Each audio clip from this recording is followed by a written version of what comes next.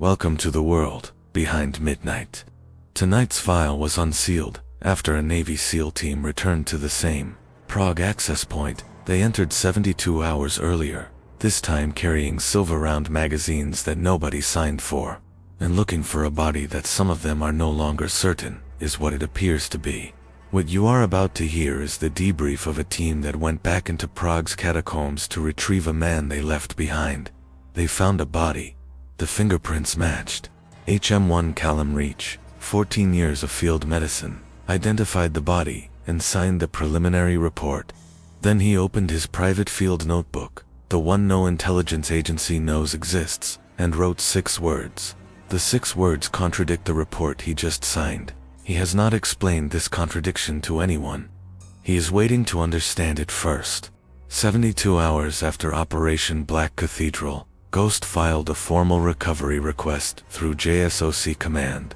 The first request was denied by Hargrove in under 4 minutes, a response time that suggests the denial was pre-written.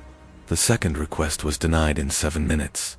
The third request was copied to 3 separate chains of command simultaneously, which is not standard protocol, in which Ghost knew would not produce a formal approval, but would produce something more useful. The specific bureaucratic silence that means no one will stop you.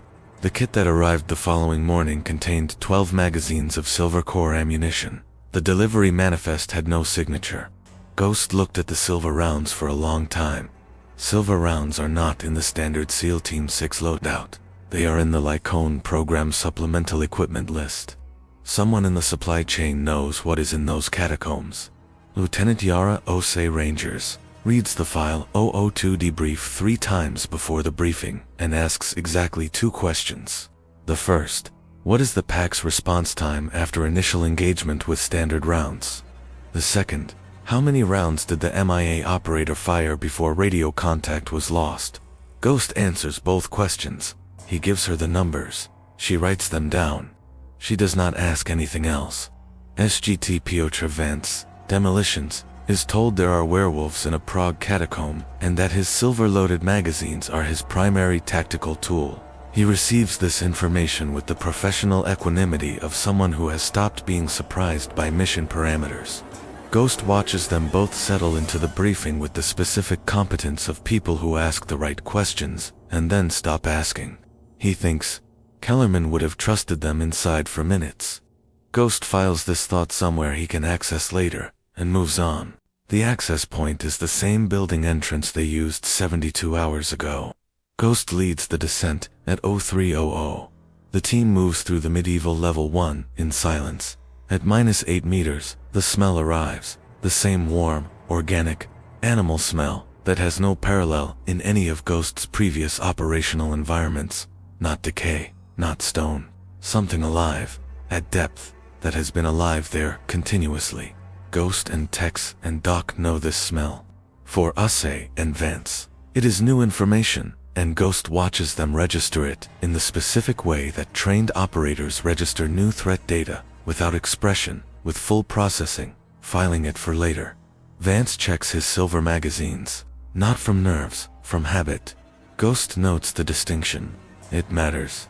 At the level 1 and level 2 junction, Ghost finds the first spent casing. Then another. Then 7 more spread across the corridor approach. Kellerman's ammunition. 5.56. Suppressible. The same rounds Ghost carries. The same rounds they all carry. Ghost stops at each one. He is mapping the engagement in reverse, reading the brass the way a tracker reads disturbed ground. He does not announce what he is doing. He does not have to. Tex has stopped beside him and is doing the same thing with his eyes, counting independently, arriving at the same total without comparing numbers. They do not look at each other when they finish counting. They look at the corridor ahead. Ace, watching this, understands that what she is witnessing is not a tactical assessment. It is the language that 2 operators use when the thing they need to say has no words in any protocol. Level 2. The pack is smaller than 72 hours ago. 4 werewolves functional. The other 4 are in the corridor shadows, still compromised by Kellerman's standard drowned engagement. The wounds have partially closed, but the damage is real. They move at reduced capacity. carrying the specific impaired weight of something that has been genuinely hurt and has not fully recovered. Ghost assesses. Kellerman's last stand cost the pack for operational members for a minimum of 72 hours. He files this as data. He also notes something that is not data, something he does not know how to classify. The 4 compromised werewolves are not in the positions he last saw them. They have moved. Specifically, they have moved away from the passage that leads toward the unmapped side corridor at -22 meters. They have cleared a path. Ghost does not know if this is tactical withdrawal or something else. He proceeds. Ghost engages the 4 functional werewolves with silver core ammunition. The tactical difference from standard rounds is immediate and not subtle. These werewolves do not stagger. They go down, immobilized, not dead, but incapacitated in a way that Kellerman's standard rounds in File 002 could not produce. A sound accompanies the silver impacts that is not pain and is not quite biological, something closer to a system encountering something it has no evolutionary response to. 4 silver rounds, 4 werewolves down, 8 seconds total. Tex, covering the left flank with the heavy frame-loaded silver, has not fired a single round. He reloads anyway. He has been chewing since the surface. Nobody comments on this. Ghost notices specifically that Tex has not stopped chewing since they re-entered the building. He is glad about this in a way he cannot articulate. The corridor beyond the 4 immobilized werewolves continues to the junction where Kellerman held the line.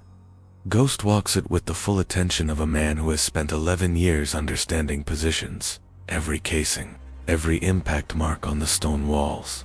He is counting, calculating, reconstructing, not the events of 72 hours ago, which he already knows, but the geometry of what a man can accomplish with 12 magazines of standard round 5.56, when he has decided to spend them as precisely as possible. The reconstruction takes approximately 9 minutes. At the end of it, Ghost stops at a point in the corridor where the brass stops. The last casing is at the entrance to a side passage that was not on the access map. Not on any map. He looks at it. He looks at Doc. Doc says, "That's where we go." The side passage is a natural fissure in the medieval stonework. Not constructed. Not reinforced. Approximately 1 meter wide and low enough to require the team to move in a semi-crouch. It descends at a shallow angle for 43 meters by Ghost's count, and the stone changes at approximately the 20-meter mark, from medieval limestone to something older, smoother, carrying the specific warmth that Ghost first noticed at -22 meters in Vienna. 48 hours from now, that is not yet how time works, and yet something about the temperature of this stone, the specific frequency of its warmth, registers in Ghost's modified perception as something he has been in the proximity of before. He does not say this. He continues descending. The passage ends in a side chamber at -22 meters. The team emerges into it. Doc goes still first. Doc performs the field identification with the methodical precision that has characterized every one of the 41 body identifications he has conducted across 14 years of service. Height, consistent with documented measurements, within field variance. Weight, consistent. Equipment, DevGroup plate carrier configuration. HK416, with suppressor kit, largely intact. Blood type confirmed from medical tag. Fingerprint scan, right hand. Match confirmed.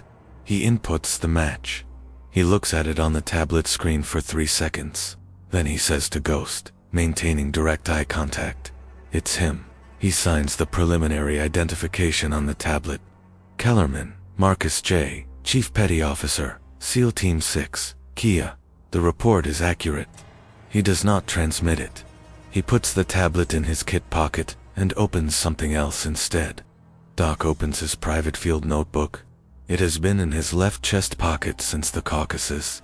It contains observations that he does not trust to official reporting channels, not because they are false, but because they are not yet explained, and Doc Reach does not file unexplained observations in official reports.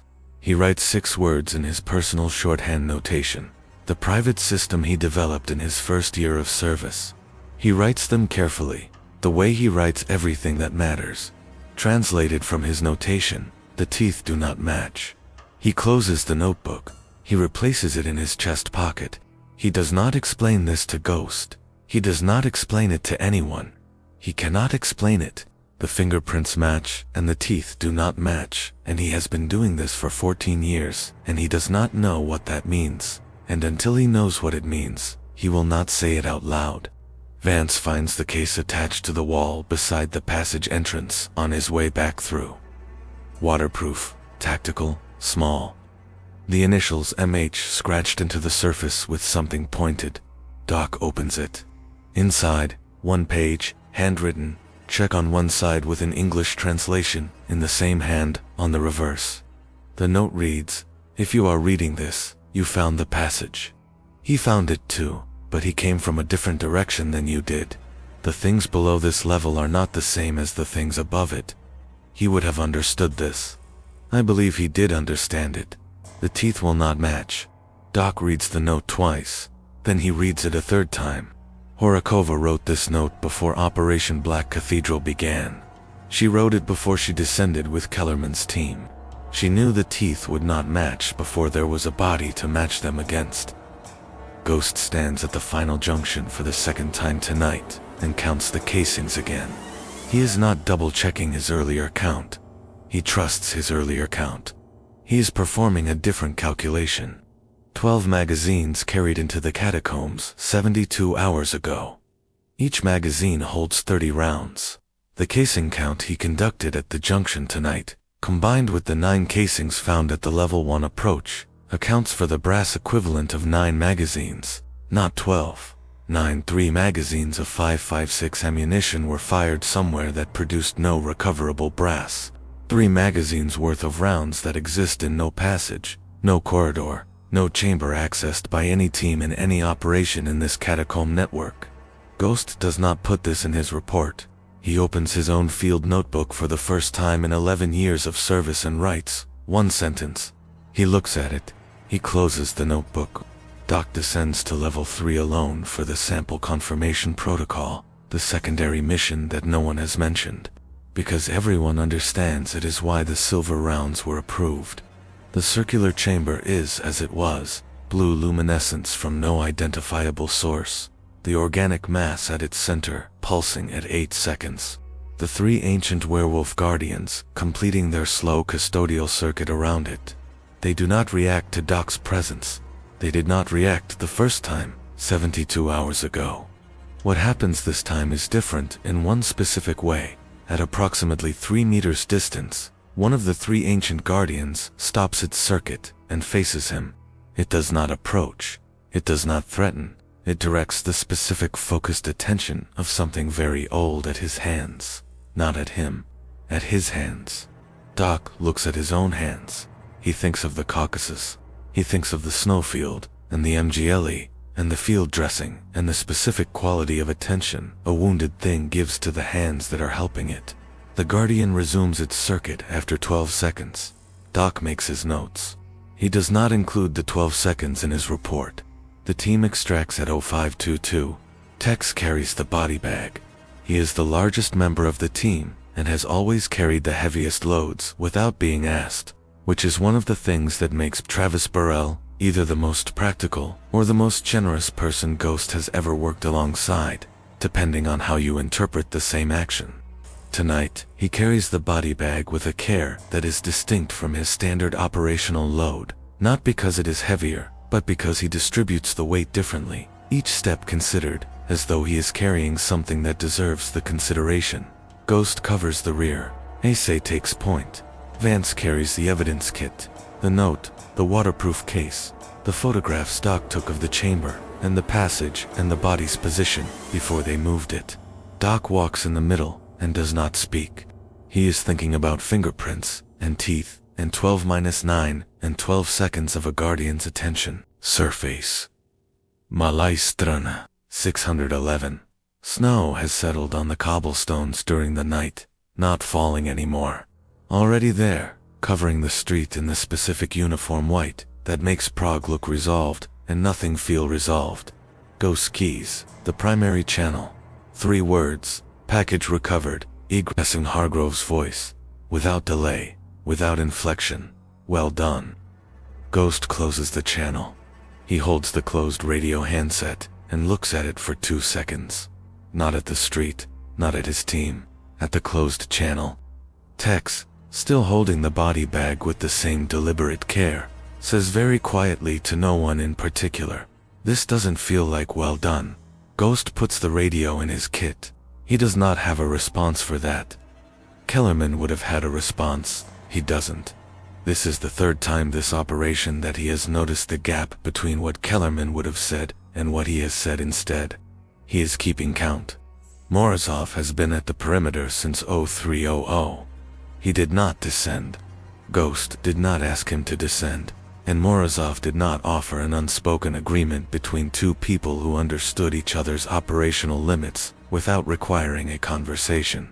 He reads the team as they emerge, the way he reads everything, patiently, completely, in the specific way that a man who speaks 4 languages and carries his grandfather's eyes has learned to read the information that is not in the words. He reads the body bag in Tex's arms. He reads Doc's face, the expression of someone carrying an observation he cannot yet explain. He reads Ghost's face, the expression of someone who has just spent 4 hours becoming something he did not intend to become.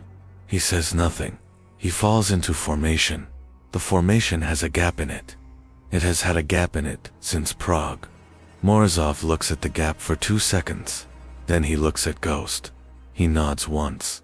Ghost files the official mission report at 0800 from the Vienna station. He uses the Vienna station because Prague's is compromised in ways he has not been briefed on and has decided not to trust. The report is precise. It is accurate in every particular that a second party could verify. Access point, depth penetration, tactical engagement summary, silver round effectiveness against class 4 biological signatures, body recovery location and condition, identity confirmed via fingerprint match, cause of death consistent with large predator engagement, operator Kellerman Marcus J. classified Kia. He reads it once before transmitting. He changes nothing. He transmits it. Then he opens his own field notebook, the one he wrote his first ever sentence in tonight, 3 hours and 40 minutes ago, and adds a second sentence. He looks at the 2 sentences together. He closes the notebook. He does not think about what it means that he now has a private field notebook. He thinks about what it means that he already needed it tonight. Doc writes 2 entries in his private field notebook that evening, sitting in a hotel room in Prague with the city making its ordinary sounds outside a window he has not opened. The first entry, the 6 words, written a second time. Because writing something twice is how he confirms to himself that it is real and not a processing error. The second entry, written after reading Harakova's note for the 4th time. She wrote this before we went in. She knew the teeth would not match before there was a body, which means she knew what we would find before we found it. Which means the thing at -22 meters, the thing with Kellerman's fingerprints and the wrong teeth, was placed there.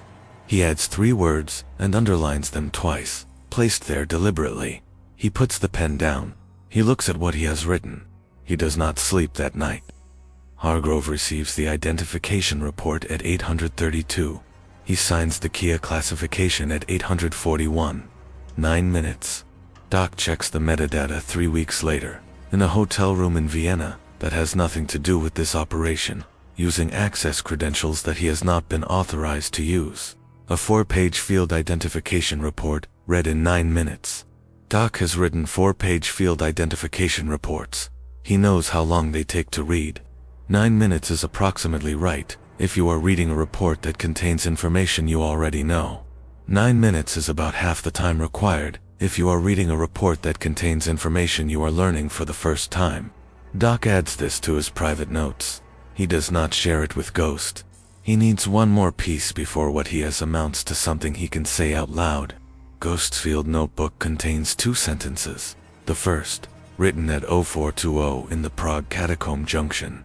If that was Kellerman, where are the 3 magazines? The second, written at 0810 in the Vienna station after transmitting the mission report. The Guardians moved it before we came back. He does not know if the second sentence is accurate. He does not know what the 3 ancient custodians of level 3 are capable of. or inclined toward. He knows that when he arrived at -22 meters tonight, the body was in a position that was accessible and identifiable, and contained the correct fingerprints. He knows that Horikova's note said the teeth would not match before anyone descended.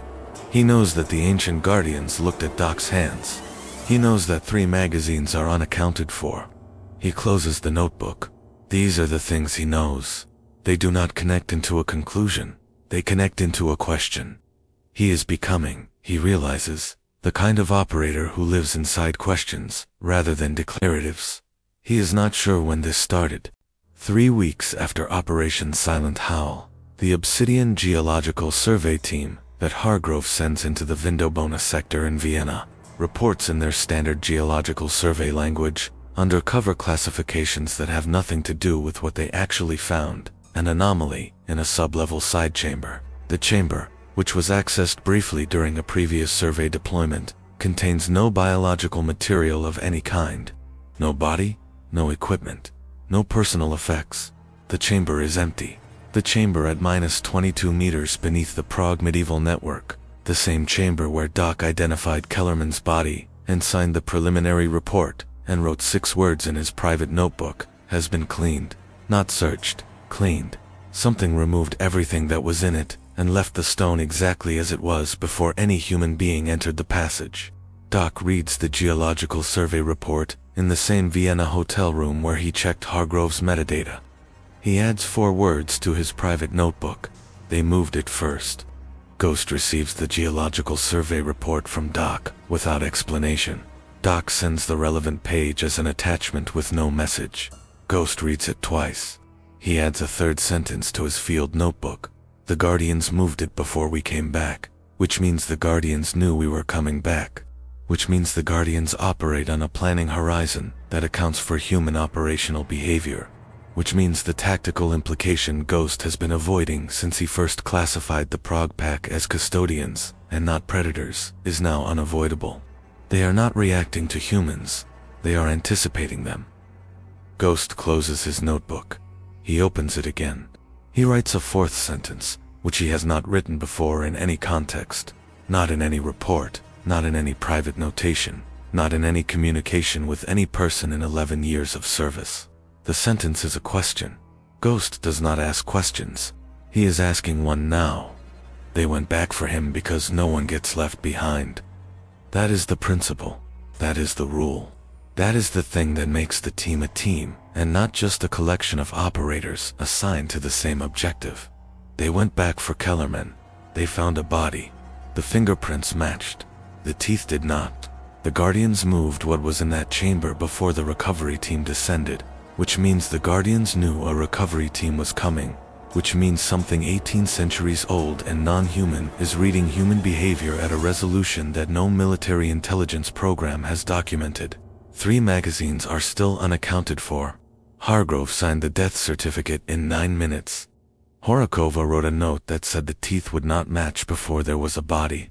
The next file covers a location 600 kilometers east of Prague, where something has been waiting in a Roman garrison basement since the 2nd century CE, and where Ghost's field notebook is going to need a 5th sentence.